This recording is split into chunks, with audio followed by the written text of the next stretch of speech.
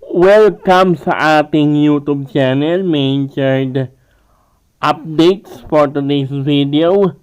Pag-uusapan naman natin ito nga pong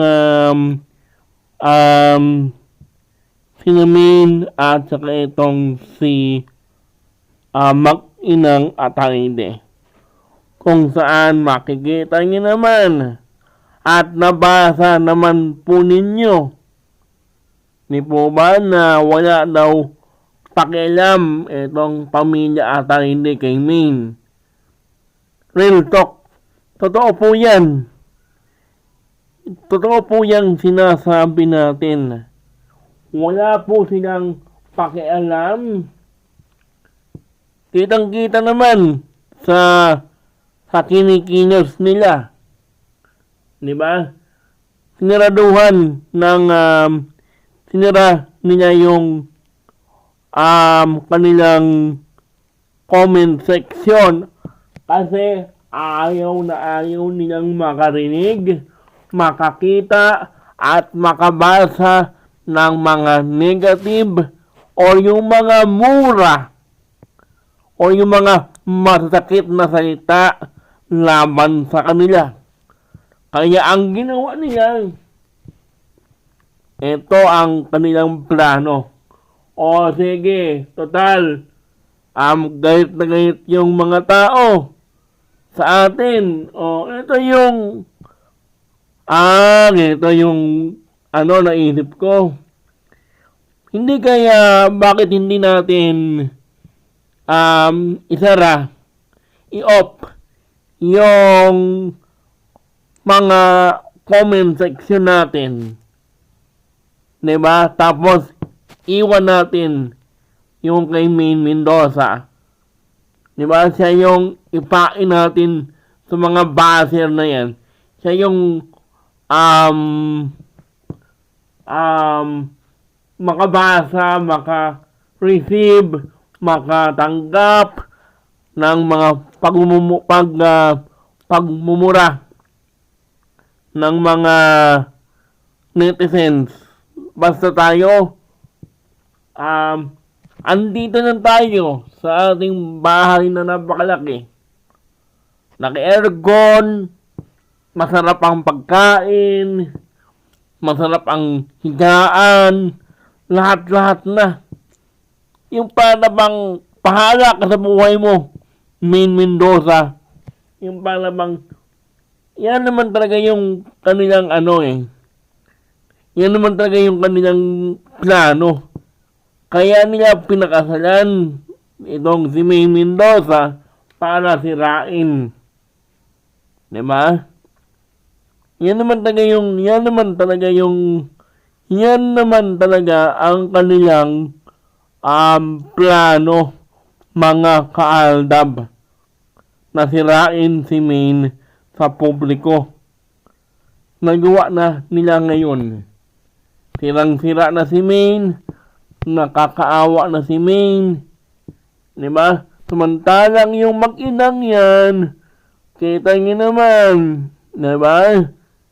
Habang yung pagmumukha nila ay ang ganda ng ngiti, walang problema.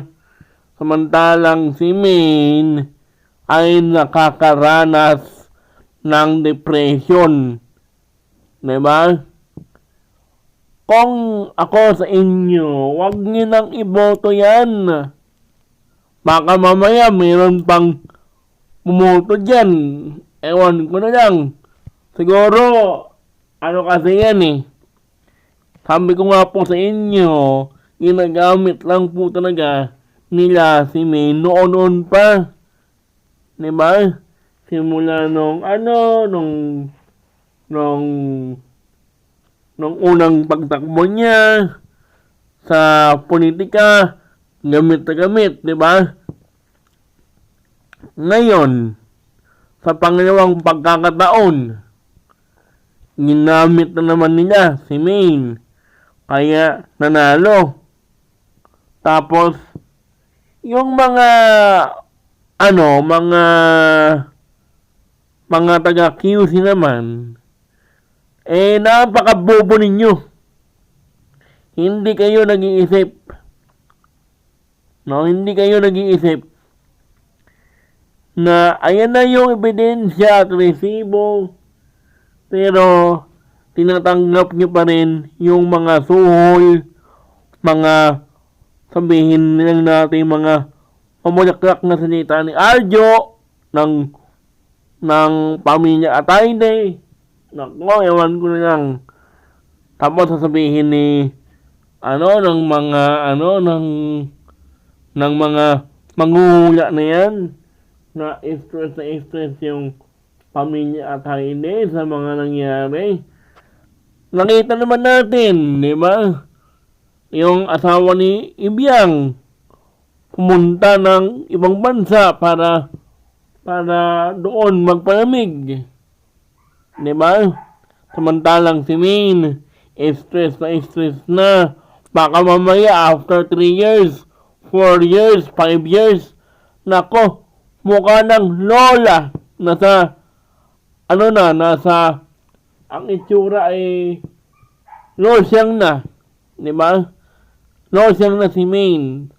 Kakakaisip ng paraan kung paano ayusin ang nasabing problema ng putang inang Arjo Atayde na yan. Diba? Pesteng yawa. Lahat na yata ng pagmumurag, ginamit ko na dito. Gagong-gago na.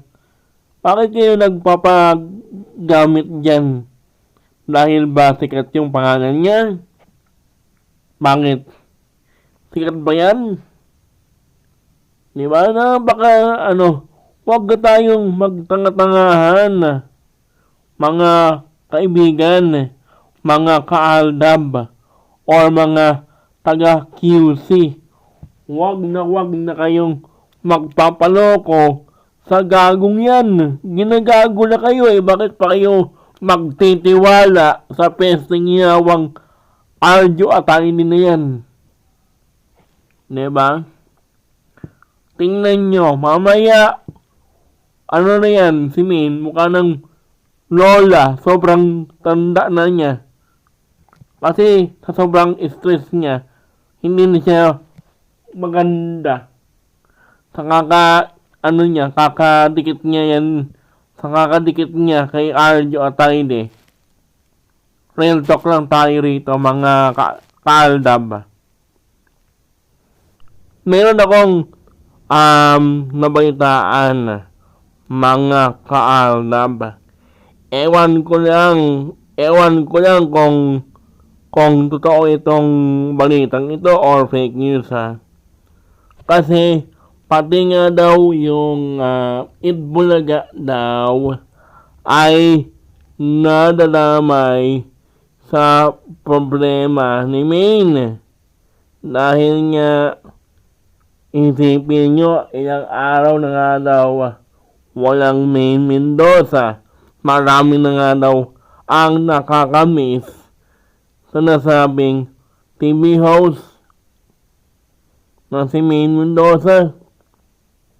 Dahil ilang linggo na or ilang araw na simula noong pumutok ang issue ng flood control project, simula pa noong nakaraan, simula pa noong nadawit ang pangalan ni Arjo Atayde sa nasabing flood control project na yan, para bang bigla na lang daw nawala itong si Maine, or sabihin na lang natin na nagkaroon nag-file ng leave of absence itong si Maine dahil nga po sa mga nangyari.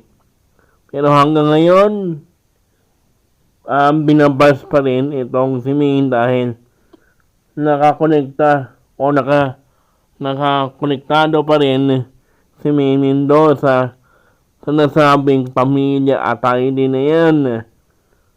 Yung pamilya Atayde na yan ang pamilyang hindi mo dapat maging kapamilya dahil sila yung sisira sa pagkatao mo.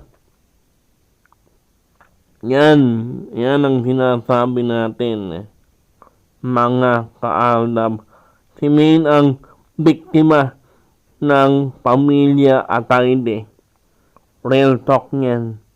Real talk po yan, mga kaalab. Ito po ay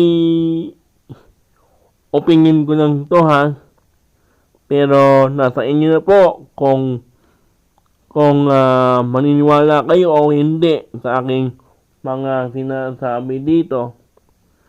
Pero para po sa akin, talaga namang apektado yung Itbulaga dahil yung mismong mga host po mismo or yung TVJ mismo ang may kasalanan kung bakit ngayon pati yung kanilang programa damay sa flood control issue pati kay May Mendoza.